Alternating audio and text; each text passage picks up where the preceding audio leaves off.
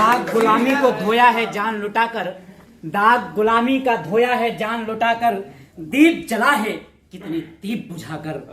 जब मिली है ये आजादी तो फिर इस आजादी को रखना होगा आज हर दुश्मन से बचाकर। कुछ इन्हीं विचारधाराओं से प्रेरित हमारी दीदी ने आप सबके बीच में बातें रखी और मैं आगे अपनी प्रस्तुति को आगे बढ़ाऊं तो इस कड़ी में मुझे सबसे पहले नजर आते हैं भैया संदीप मिश्रा जी। आप आइए अपने ओजस्वी उद्बोधन से, नाम लिखा भैया, नाम लिखा। अपने ओजस्वी उद्बोधन से हम सबको अपने विचार से अवगत कराएं। विद्यावादिनी माँ वागेश्वरी माँ वीणा पाड़ी, आप मुझे वरदान दें ताकि मैं अपने हृदय में व्याप्त अंधकार और तमस रूपी जड़ता को समाप्त करूं और अपने इस देश के लिए कुछ ऐसा कर जाऊं जो इतिहास में अंकित हो जाए। हे माँ भारती सत्श्यामला, आप मुझे वरदान दो, मुझे राष्ट्रभक्ति दो, मुझे शक्ति दो, मुझे मातृभक्ति दो, मुझे पितृ भक्ति दो, मुझे गुरु भक्ति दो, जिससे मैं इस नश्वर शरीर के कतरा कतरा को रोम रोम हर्षित और पुलकित कर दूं। इस नश्वर शरीर को माँ भारत के लिए समर्पित कर दूं। मेरा तन मन धन इस माँ भारती के लिए समर्पित हो जाए। इन्हीं सब वरदानों को प्राप्त करने की आकांक्षाओं को आगे बढ़ाते हुए मैं वागेश्वरी देवी माँ वीणा पाड़ी को कोटि कोटि नमन करता हूँ और माँ भारती को मेरा अरबों खरबों बार प्रणाम।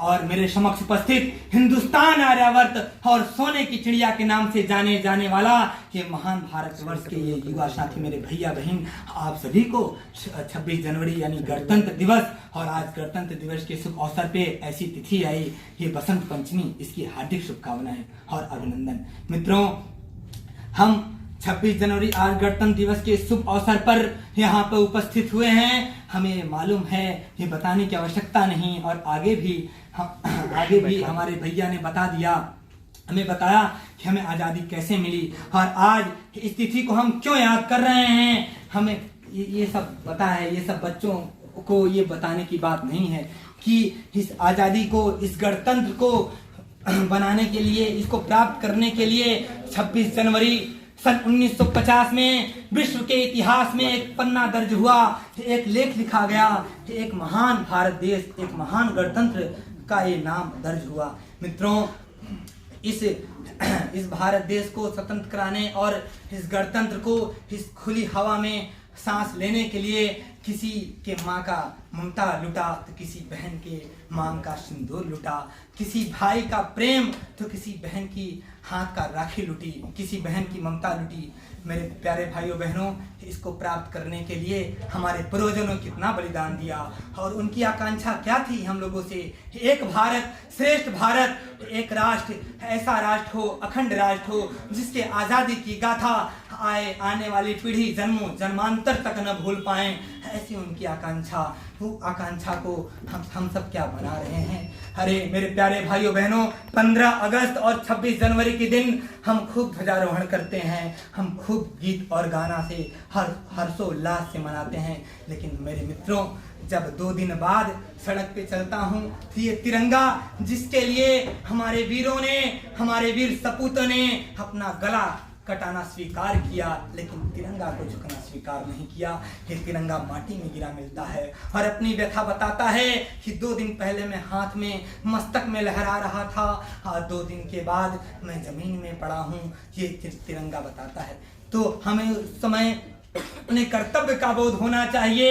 ऐसा नहीं किसी 15 अगस्त और 26 जनवरी के दिन ही राष्ट्र प्रेम की भाव हमारे हृदय में आनी चाहिए। 365 दिन 24 घंटे का एक एक क्षण, हमारा एक एक विचार, हमारे एक एक कदम राष्ट्र के लिए होना चाहिए। और हम जो करते हैं, हम अगर नहीं मानते कि हमारा राष्ट्र के लिए नहीं है, फिर भी हमारे एक एक कदम, हमारे एक एक निर्णय हमेशा ही राष्ट्र के लिए होते हैं। इसलिए मेरे मित्रों, कोई ऐसा नहीं कि 26 जनवरी और 15 अगस्त के दिन हम इकट्ठा हों तभी हमारे अंदर देशभक्ति आए, हम देशभक्ति गीत सुने तभी हमारे राष्ट्रभक्ति आए। राष्ट्रभक्ति हमारे कर्तव्य में है। ऐसा नहीं है कि हम बॉर्डर पे जा करके जब युद्ध करेंगे तभी हम देशभक्ति को दिखा पाएंगे, ऐसा नहीं है। यदि हम शासन प्रशासन के नियमों का पालन करते हैं, यहाँ तक कि यदि कूड़ेदान में इस्तेमाल की, अगर शासन का आदेश है कि कूड़ेदान में गीला कूड़ा के लिए नीली बाल्टी और सूखा कूड़ा के लिए हरी नीली क्या प्रावधान है, अगर ये प्रावधान है तो इसको हम माने। यहाँ भी हमारी देशभक्ति है। हमारे देश के लिए जो हमारे युवा, आज ये समस्या ज्यादा हमें देखने को मिलती है कि आज के युवा ज्यादा प्रफुल्लित हो जाते हैं, उत्साहित हो जाते हैं और बहकावे में आकर के ये तोड़ फोड़, घेराव और ये आगजनी आंदोलन करते हैं, जो हिंसा करते हैं, जिसके मैं पूरा खिलाफ हूँ, जिसके मैं साक्षात खिलाफ हूँ कि ये नहीं होना चाहिए। क्योंकि अप्रत्यक्ष रूप से हम अपने ही देश का हानि कर रहे हैं, अपने ही पैरों पे कुल्हाड़ी मार रहे हैं।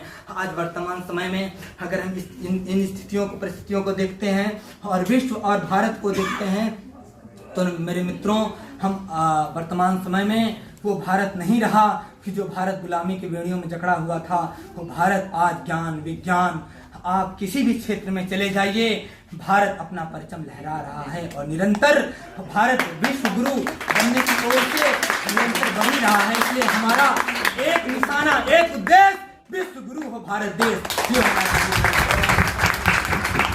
तभी हमको ऐसे कार्यक्रमों का मौका मिलता है। लेकिन लाइब्रेरी जैसे में भैया के लिए एक हृदय से धन्यवाद है। भैया हम 21वीं सदी में चल रहे हैं, हम ज्यादा समय नहीं लेना चाहते, लेकिन 21वीं सदी में चल रहे हैं और नारियों की दुर्दशा देख करके कसम से हृदय द्रवित हो जाता है, हृदय पीड़ित हो जाता है कि ये जो यही भारत है जिस भारत में बताया गया कि यत्र नारीस्तु पूज्यन्ते रमन्ते तत्र देवता। आज ये भारत आज पाश्चात्य जगत की संस्कृति को अपना करके, लिव इन रिलेशनशिप जैसे कुकृत्यों को अपना करके आज हमारी बहनों के टुकड़े हो रहे हैं। ये सुन करके हम सब ऐसे समाज में जीवित हैं, हम सब ऐसे समाज में सांस ले रहे हैं, ऐसे समाज में पानी पी रहे हैं जहाँ पे हमारी बहनों के साथ दुष्कर्म हो रहा है। ऐ मेरे युवा साथियों, आपके रहते हुए ऐसा क्यों हो रहा है, ये पूछता है भारत। ये भारत का युवा आपसे प्रश्न करता है कि हम सबके रहते हुए भारत में ऐसा क्यों हो रहा है। ऐ मेरी वीरांगनाओं, मेरी नारियों, अरे आपके लिए संतों ने कहा, जब देखा कि नारियों के पर अत्याचार हो रहा है तो उन्हें कहा कि नारी को न सताइए, नारी रतन की खान, नारी से ही होते हैं भक्त ध्रुव और प्रहलाद। नारी से मर्यादा पुरुषोत्तम श्री राम, जिनकी हम आज तक महिमा मंडन कर रहे हैं, कितने वर्ष हो गया। भगवान श्री कृष्ण सभी जन्म नारी से हुआ। ये धरती नारी का स्वरूप, शक्ति विद्या और संपदा का स्वरूप नारी, माँ सरस्वती ये विद्या का स्वरूप जिसका हम पूजन कर रहे हैं। माँ दुर्गा शक्ति का स्वरूप, लक्ष्मी के स्वरूप माँ साक्षात लक्ष्मी, तो ये संपदा का स्वरूप। इसलिए मेरे मित्रों, जब नारियां, हम जानते हैं कि शक्ति, संपदा और विद्या का स्वरूप नारियों के बिना, नारियों को सम्मान दिए बिना, उनको पूजे बिना हमें कुछ प्राप्त होने वाला नहीं।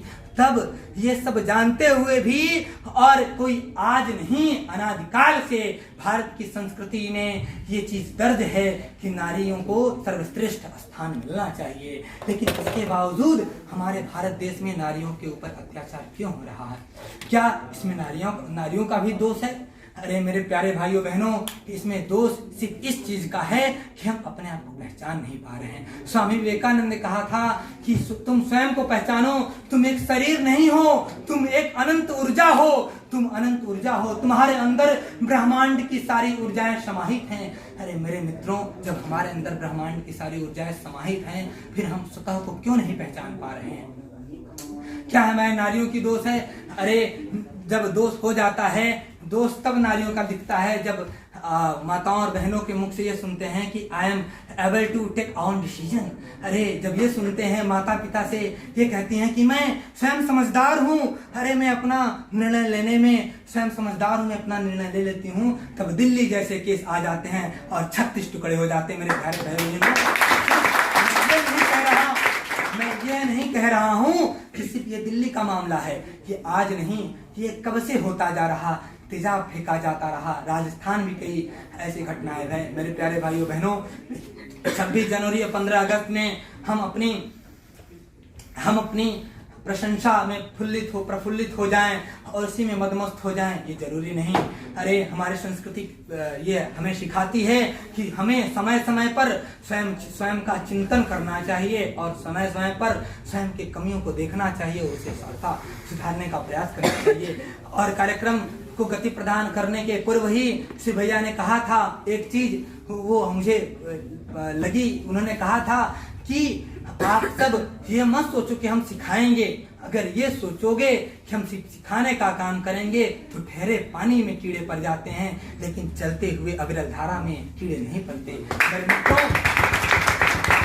अगर हम ये सोच रहेंगे कि हम सिर्फ सिखाने का कार्य करेंगे तो आप समझिए कि एक पात्र में यदि जल भर गया, ये सोच ले वो पात्र कि मैं संपूर्ण भरा हुआ हूँ और उसमें आप कुछ अगर अलग से डालने का प्रयास करेंगे तो वो नहीं डल पाएगा, वो बाहर गिर जाएगा। अगर ये पात्र सोच ले कि मैं अभी भरा नहीं हूँ तो अनंत ज्ञान को समाहित कर लेगा। इसलिए ज्ञान अनंत है मेरे मित्रों। हमेशा हमें यही सोचना चाहिए कि हम कितना ज्यादा अनंत चीजों को अपने में समाहित कर सकते हैं। ऐसा नहीं सोचना चाहिए कि हम बहुत बड़ा ज्ञाता हो गए हैं और हम सब अब सिखाने का काम करेंगे। अरे तुम क्या बोल रहे हो, तुम्हारी बात हमें समझ नहीं आती। इसलिए मेरे मित्रों, आज वर्तमान के समय में प्रेम की जो परिभाषा, फिर श्रृंगार रस की बात श्रीमान भैया जी कर रहे थे, तो प्रेम की परिभाषा जो है कितना दूषित कर दिया गया है प्रेम से। अगर हम कह दें कि इस लाइब्रेरी में उपस्थित सभी बहनों से मैं प्रेम करता हूँ, मैं सभी भाइयों से प्रेम करता हूँ, तो प्रेम की आप पराकाष्ठा को समझिए। प्रेम के लिए अरे कवि कहे हैं कि प्रेम स्वर्ग है, स्वर्ग प्रेम है, प्रेम हृदय आलोक, ईश्वर का प्रतिबिंब प्रेम है। प्रेम स्वर्ग है, प्रेम स्वर्ग प्रेम है, प्रेम हृदय आलोक, ईश्वर का प्रतिबिंब प्रेम है, प्रेम हृदय आलोक। तो ये थोड़ा मुझे विस्मित हो जा रहा है, इसलिए मैं क्षमा चाहूंगा। इसलिए मेरे प्यारे भाइयों बहनों, और जो पाश्चात्य जगत का लव है तो इसका फुल फॉर्म थोड़ा जान लीजिए, सभी को पता होगा आशा करता हूँ। LOVE, लैंड ऑफ सारो, oceans of tears, valley of said, end of life. तो यही हमारा निवेदन है कि पाश्चात्य जगत में न घूमे, पाश्चात्य नगर में डूबे नहीं। ऐसा नहीं मैं कह रहा हूँ कि अंग्रेजी न सीखो, अरे सब सीखो। हमारी संस्कृति यह सिखाती है कि हम सबको सीखें और साथ लेकर चलें और मिश्रित भावों के साथ। विविधता ही हमारी पहचान, लेकिन हम अपने को न भूलें, हम स्वयं को न भूलें। हमारा स्वयं क्या पहचान है, इसको न भूलें। अगर हम इसको बनाए रखेंगे तो कोई गड़बड़ी नहीं होगी। और मैं क्या बताऊंगा आप सबको, और यहाँ आप सब बैठे हैं, आप सबसे मैं सीखने का प्रयास करता हूँ। इन्हीं सबको मैं अपनी विराम देता हूँ। भारत माता की जय।